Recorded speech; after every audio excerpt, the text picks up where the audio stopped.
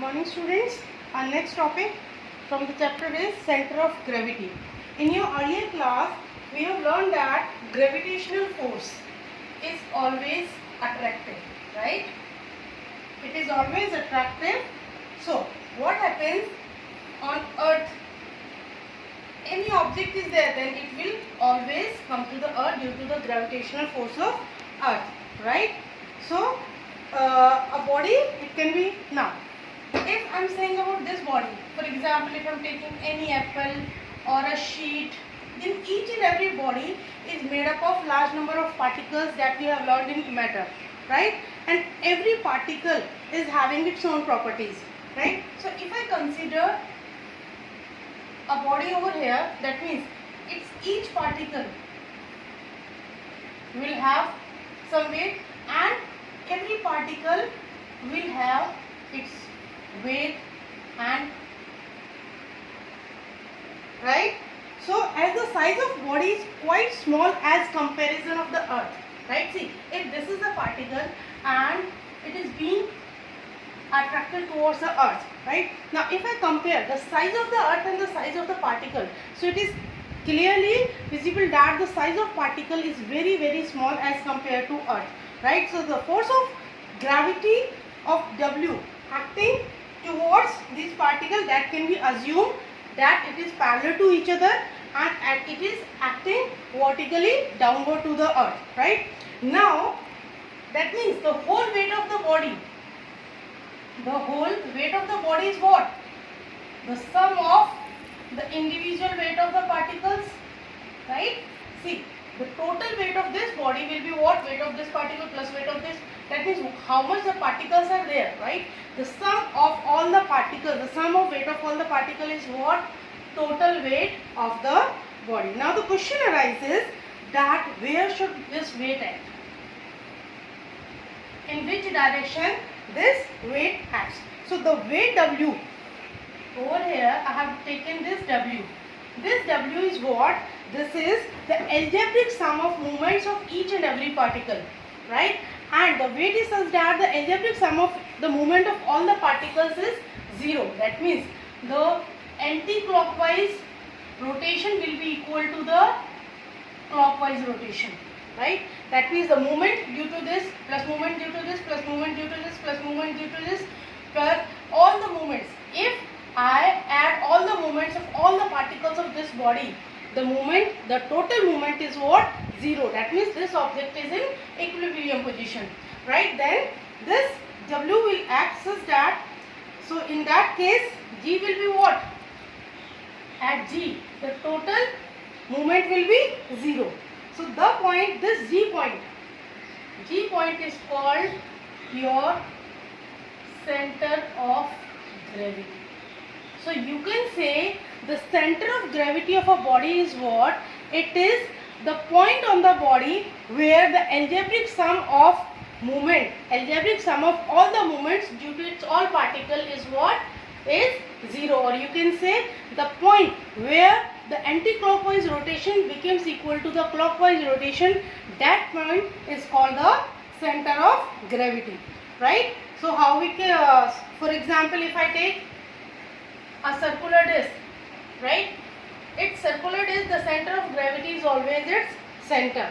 If I take a triangular lamina, then it will be the intersection of all the medians, right? For a rectangle, it will be the intersection of the diagonals. That will be its center of gravity. That means if you hold the rectangle from here, if you hold the rectangular sheet from at the intersection of its diagonal, it will become balanced. Similarly, in case of square, it is again the intersection of the diagonals. If I take a cylinder, or you can say a wire, then it will be what? It will be just the center of axial length, right? Again for the parallelogram, the center of gravity is what? It is the intersection of the diagonals. If for a road, if I am taking, it will be the center of its axial length. For a hollow sphere, it will be what? It will be its geometric center. That means each and every object is having its center of gravity. And center of gravity is what? It is the center. It is the point on the object's body such that the whole body acts downward at that point, right? So we can say, or you can say, the algebraic sum of moments of the weight of all the particles becomes 0, and the entire weight of the body considered to act at that point where howsoever the body is placed. Now either you place the body in this position or either you rotate it, the whole body's weight will act at the center of gravity. Next is the center of gravity and the balance point. Center of gravity and the balance point is what? Whenever you are holding the objects at its center of gravity, then the object will always be balanced. For example, if you are taking a scale, right? A scale, in the scale, the center of gravity is what? The center of scale. Now, if you place the scale on the edge of knife from the center, the scale will be in its equilibrium position. This center of gravity is the balance point of the object, right? Because at this center of gravity, your clockwise movement is equal to anti-clockwise movement, right? So hence your total movement is how much? Movement is 0, right? So you can say the center of gravity of the body is what? The balance point of the object, right? Similarly, if you take a rectangular thin sheet, then again if you hang it, then what will happen? If you balance it at the intersection of diagonal, again it will be balanced at this point. So you can say the center of gravity is the balance point of the object. Now, how to calculate the center of the shapes I have discussed that are the regular shapes. So what about the irregular shape? If I have taken an irregular lamina, right, then how to calculate the center of gravity for this? For that, what you need to do, take any irregular sheet, make 3 holes anywhere wherever you want, right? 3 holes on the sheet near the edges. Then hang this lamina on first point on the nail. Then what will happen? In free to move. Then what will happen when it became at rest? Then draw a straight line downward. Again turn the lamina and now hang it from the, I have done from A. Now hang this lamina from B. Again it oscillated and then wait to become in rest. Then again when it will become in rest, draw a straight line. A point will come. Again repeat the process from C and then hang it. So you will see all the lines will intersect at a point. This intersecting point will be what? It will be the center of gravity. So with this method you can calculate the center of gravity for all the bodies, all the regular bodies. Even if the process you are doing with the regular body, you will get the same result. So you, in this way you will calculate the center of gravity. Next is your uniform circular motion. So uniform circular motion, first is, what is circular motion? When the object is moving in a circular path, then it is the circular motion. But here the word is uniform. Uniform circular motion means to say if the object is moving in a circular path with constant speed, right? Then it is called uniform circular motion.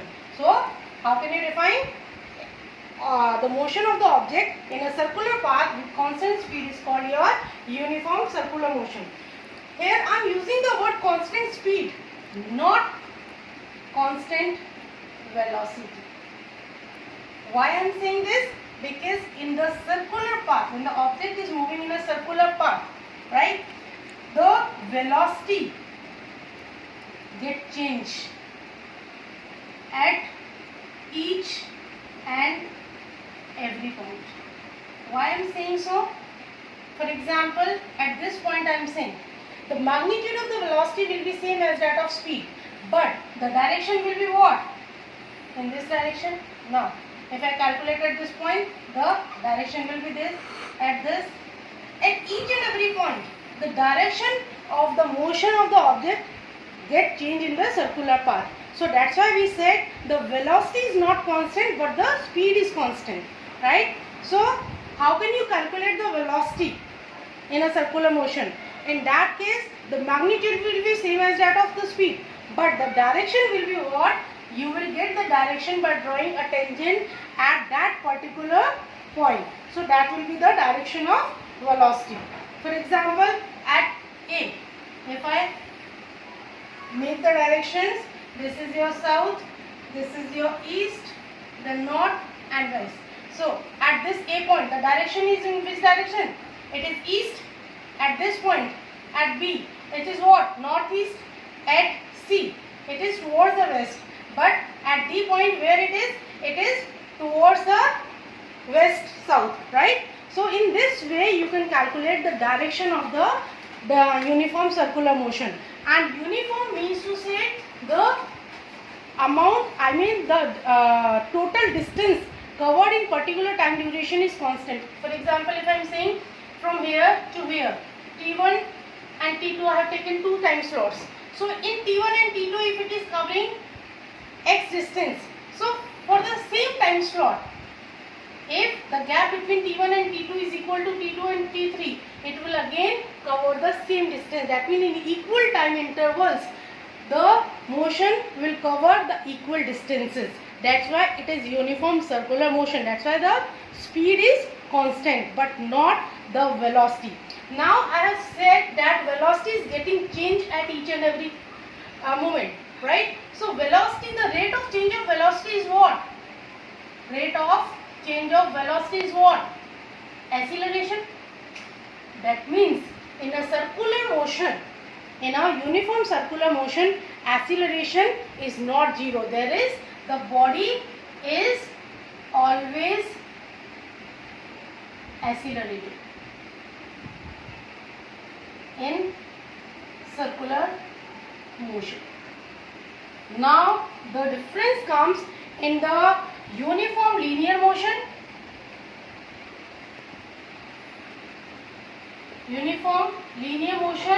and uniform circular motion. What is the difference in between that?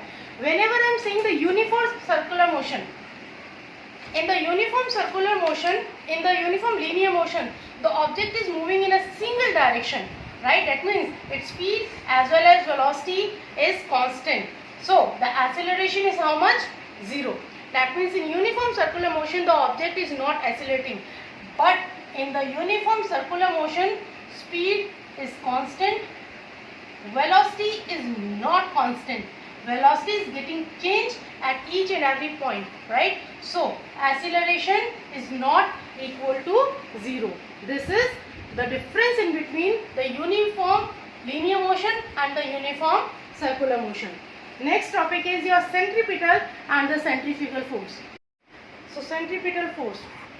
In your last class or in your first video, I have already told you that a force is always needed to change the direction of motion, right? If the object is moving in this direction and if you need to change the direction, then the force must be there. A force is always needed to change the direction, right? And in a circular motion, when the object is moving at each and every point, the direction is getting changed, right? So obviously there must be a force acted on that. That's why the direction is getting changed, because without force you cannot change the direction, right? So that force is what? That is the centripetal force in the circular motion. The change in direction of motion cannot be brought without a force. So motion in circular path is possible only under the influence of the force which is termed as centripetal force. And centripetal force always acts inward. At each and every point, the centripetal force will always act inward. And this force of attraction, this force is called the centripetal force. So at each point of circular path, the force is directed towards the center of the circle, and the direction of acceleration also changes at each and every point of the circular point, but the magnitude remains same, right? So the acceleration is variable. So we can say the body moving in a circular path,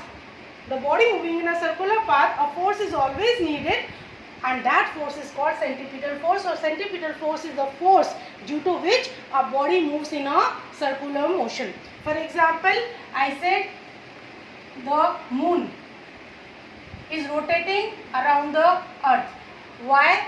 It is having a circular motion around the earth. Why it is so? Because earth is having the gravitational force, and because of that gravitational force, the things are attracted towards it. But what happens when it comes under the influence of gravitational force? So its gravitational force becomes equal to the centripetal force, and when the gravitational force is becoming equal to the centripetal force, then what will happen? The object will move in a circular path. So whenever the force applied is equal to, when the force is equal to the centripetal force, then what will happen? The circular motion will be there. That's why, so whenever the gravitational pull of earth is becoming equal to the centripetal force, due to that, if the centripetal force is there, the object will move in a circular path. Same will happen in case of sun and earth. Now the sun is having the gravitational pull of it, so it will attract towards earth. But what happens? The gravitational pull of sun is becoming equal to the centripetal force of centripetal force required by the earth to move in a circular motion. And once this gravitational pull is becoming equal to the centripetal force, the earth will move in a circular path. Same in case of nucleus, when the electrons are moving in a circular path. Again, the force of attraction due to the positive over here on the negative, it is becoming equal to the centripetal force, and that's why it is the object is moving in a circular force. So whenever the object is moving in a circular path, it means the force that is acting in between that is equal to the centripetal force required by the object in a circular motion. For example, if I tied a stone with a thread and move it like that, then what will happen? If I am applying a smaller force, it will not move in a circular motion. But if I applied a particular force, then what will happen? It will move in a circular motion. Why it is happening? Because the force that I am applying, that is becoming equal to the centripetal force required by stone, and hence this stone will move in a circular path. So this is, in all these examples, the body moves in a circular path with a uniform speed under the influence of centripetal force, and it is the dynamic equilibrium. Dynamic equilibrium because over here, until and unless I am applying the force, the motion will not change. If it is in motion, it will remain in motion, right? So next is your centrifugal force. Centrifugal force is what? It is a force acting on a body away from the center of circular path. The center of circular path is this. So centrifugal force is always acts in the opposite direction of the centripetal force. We have learned that centripetal force is acting inward, right? But centrifugal force acts in the opposite direction of the centripetal force, that is outward. So its magnitude is same as that of centripetal force. The centrifugal force and the centripetal force are equal in magnitude but opposite in direction, right? So over here, but we can say centrifugal force is not the force of reaction. See, we have learned that for any action there is always a reaction. But over here, I am not saying if the magnitude are equal and opposite in direction, I am not saying that centrifugal force is the reaction force of centripetal force. No, it is not, because the action and reaction do not act on the same body. Over here, if I am saying centrifugal force is outward and centripetal force is inward, it is acting on the same body. That means it can't be action on reaction. Your action and reaction always acts at the different point. So this is not the case of action on reaction. What happens?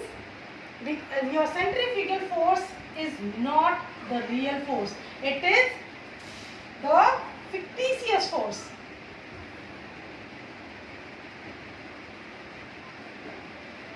It is the fictitious force that is assumed by observer moving in a circular path along with the body. I am taking an example. For example, there is a merry-go-round right? And from the center, a ball is tied, right? Now this merry-go-round is not moving. One person is standing over here and another person is standing here. Now, if the merry-go-round is rotated, now what will happen? The observer which is seen from outside, for him, the string will get straight and the ball will move like this, right? But the person who is standing on the merry-go-round, the ball will be in front of that, but only the string will get straight. That means for the person who is standing outside, the ball is moving, and the person who is standing inside the merry-go-round, that is rotating with the merry-go-round, the ball is stationary. Why it is happening? Because on that, for the person at M, the ball is moving in a circular path because the tension T in the string provides a centripetal force. When this merry-go-round is moving, then what will happen? It will apply a force on the string and the ball will try to move outside, right? That is due to the centrifugal force. But that means because of that, there will be tension in the string, right? So, and it provides, and this, due to this tension, there will be the centripetal force required by the ball to move in a circular motion. Because of that, for the person M, the ball will move in a circular motion because the tension force of the string is equal to the centripetal force required by the ball. But for the A object, the person who is standing at A position, for that he will observe two forces. One is for A, one will be the tension force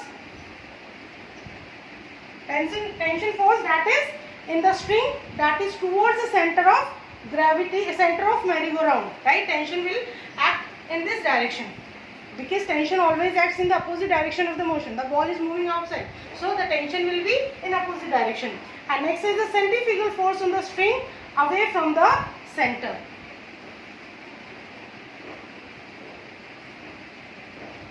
Now, for the person M, what was there? Only the tension force, and this tension force is becoming equal to the centripetal force. That's why the ball is rotating. But here, one is for A, it will be the force A, and again the second force will be the centrifugal force.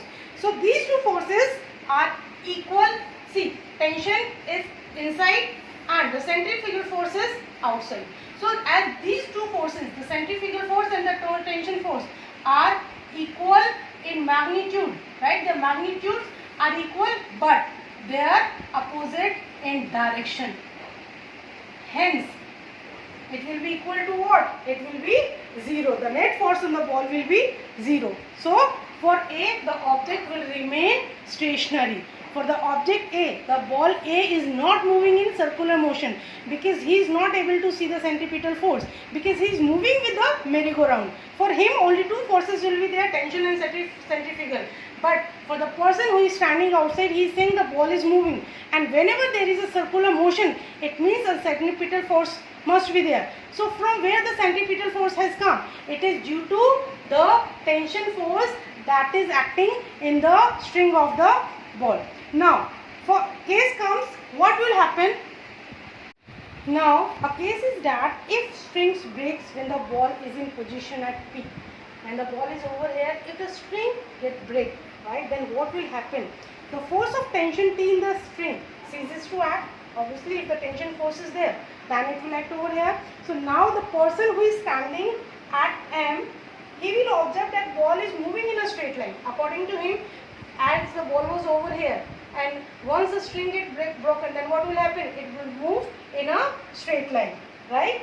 So it will move from P to G, right? While the person standing on the merry-go-round, or the person who is standing at the merry-go-round, he will observe the ball at the position at P1, then P2, then P3, and so on. The position will get changed. So when he will be at position at A, because with the merry-go-round, the person is also moving, right? When he is at A position, the ball is at P position, and he is at A1 position, the ball is at P1 position. That means the position is getting changed. So he will observe that ball always remains in front of him, moving radially away from him. So he will not act the object, the ball is moving outside. What he will see, the object is radially moving away from him at the merry-go-round. So what will, thus the person in rotating frame has to assume due to the, it is happening due to the centrifugal force, and centrifugal force throws the things outside. See, the difference between the centripetal force is always involved, right? It will try to keep the body inside the circle, but the centrifugal force will try to move it away from the circle. So for him, the centrifugal force will be there. So what is the conclusion? That the centrifugal force is not a real force. Centrifugal force is not the real force, but it is the fictitious force which is having the magnitude that is equal to the centripetal force, but the direction is just opposite of the centripetal force, or a force which really does not exist but it is considered to describe a certain motion is called the fictitious force, and hence it is your centrifugal force.